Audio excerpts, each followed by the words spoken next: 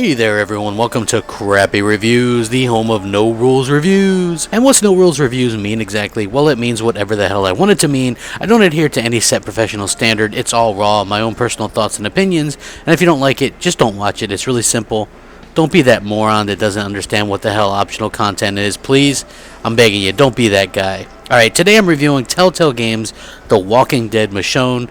This is a 3-part miniseries that is absolutely standalone, meaning you didn't need to have played any of the others to enjoy this, although it does help if you know some of the character and things like that as from the TV show. Now, if you didn't know, Michonne is a character from the popular comic series and the television series as well, and the television series she's a very popular character on that show to say the least. She's a bit of a badass for sure. Now, I honestly didn't know what to expect, but the fact that it was only 3 episodes was intriguing.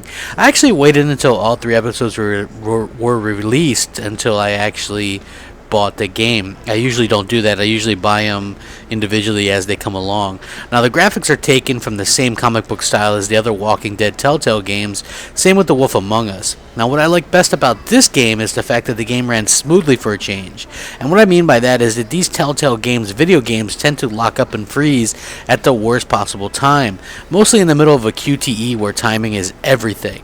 Now, the game looks great and it plays great as well. No dips, drops, or miscues. Thankfully, I think they've upgraded their engine, or they could just be that this one runs very well, but it actually works very, very well. Now, the gameplay is very point and click, just like every other Telltale Games video game. By now, you should all be aware how their games work. I'm actually pretty thankful that they've cut back on the actual movements and stick mostly to the QTE interactions, because some of the movements in the past have been bulky. When you go back and play The Walking Dead Season 1, for example, those movements are clunky and bulky, and they've since tightened it up and obviously kind of stuck to the more QTE interactions and things like that instead. Now, obviously, you'll be able to make different choices in the game. Some will lead to a different outcome in a game.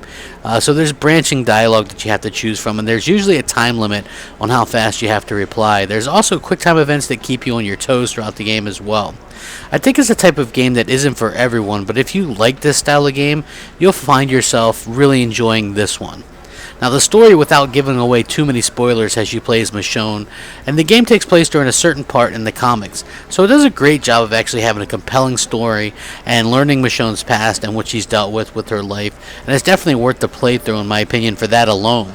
She has new friends that aren't in the show or anything that she's found, and she's helping them survive in a world full of walkers, and she's also trying to find her own way as well.